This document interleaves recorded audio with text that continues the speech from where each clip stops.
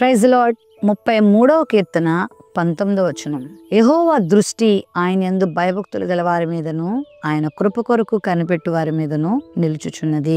దేవుడు ప్రతి ఒక్కరిని గమనిస్తున్నాడని బైబిల్ గ్రంథంలో చాలా వచనాల్లో మనం చూస్తాం. మంచి వారిని చెడ్డవారిని ఆయన చూస్తున్నాడు, పరిశీలన చేస్తున్నాడు. అయితే ఆయన యొక్క దృష్టి అంటే ఆయన పట్టించుకునేది ఎవరిని అని అంటే ఆయన యందు భయభక్తులు కలిగిన వారిని, ఆయన కృప కొరకు కనిపెట్టుకునే వారిని. చాలా కుటుంబాల్లో కూడా చాలా మంది బాధపడుతూ ఉంటారు. మరి నా సొంత తల్లిదండ్రులే నా తమ్ముణ్ణి, నా అన్నను ప్రేమిస్తారు, వాళ్ళ మీద ఆలోచన కలిగి ఉంటారు, వాళ్ళ గురించి ఆలోచిస్తారు కానీ నా గురించి ఏం ఆలోచించరు. నేనేమవుతున్నానో, నేనేం తింటున్నానో, నేను ఏ బాధలు పడుతున్నానో నా గురించి ఆలోచించరు కానీ నా చుట్టూ ఉన్న వాళ్ళందరి గురించి ఆలోచిస్తారు అంటూ బాధపడుతూ ఉంటారు. ఈ రోజు వాక్యం వింటున్న ప్రియ దేవుని బిడ్డలారా, ఒకవేళ మనుషుల దృష్టి నీ మీద లేకపోవచ్చు, మనుషులు నీ గురించి ఆలోచించకపోవచ్చు, మనుషులు నిన్ను పట్టించుకోకపోవచ్చు, మనుషులు నిన్ను పలకరించకపోవచ్చు, కానీ గొప్ప దేవుడు మనకున్నాడు. ఆయన దృష్టి ఎప్పుడు నీ మీద ఉంది. ఆయన నిన్ను చూస్తున్నాడు, నీ బాధ చూస్తున్నాడు, నీ కన్నీరు చూస్తున్నాడు, నీ వేదన చూస్తున్నాడు, నీ శ్రమ చూస్తున్నాడు, నీ అవసరత తెలుసు ఆయనకి.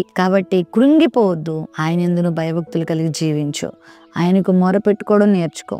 ప్రతి సంగతి ఆయనకు విన్నవించుకోవడం నేర్చుకో. ఆయన కను దృష్టి నీ మీద ఉంది. తగిన సమయమందు నీకైనా జవాబిస్తాడు. తగిన సమయమందు నీ అవసరత ఆయన తీరుస్తాడు. కొన్నిసార్లు ఆయన మనల్ని పట్టించుకున్నట్టే ఉంటాయి కొన్ని పరిస్థితులు, కానీ దేవుడు మనల్ని పట్టించుకుంటున్నాడు, చూస్తున్నాడు అనే విషయాన్ని మనం మర్చిపోకూడదు.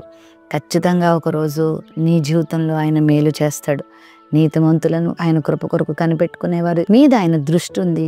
ఆయన వారిని పట్టించుకుంటాడు, చూస్తాడు, వారి జీవితాలు అద్భుతాలు చేస్తాడు. ప్రేమ నమ్మకం కలిగిన మా తండ్రి, నీ బిడ్డల జీవితంలో నీ కను దృష్టిని పొందుకునే గొప్ప కృపను దయచేయి. మనుషులు కొద్ది కాలం మా గురించి ఆలోచిస్తారు, మమ్మల్ని వదిలిపెట్టి వెళ్ళిపోతారు, కానీ నీ దృష్టి మా మీద ఉంటే తరతరములకు శాశ్వత కాలం వరకు మేము దీవించబడిన వారంగా, ఆశీర్వదించబడిన వారంగా ఉంటాం. అట్టి కృప ఈ వాక్య వాగ్దానం వీక్షించిన వీళ్ళందరికీ దయచేయమని ప్రార్థించి వేడుకొంచున్నాం తండ్రి. ఆమేన్.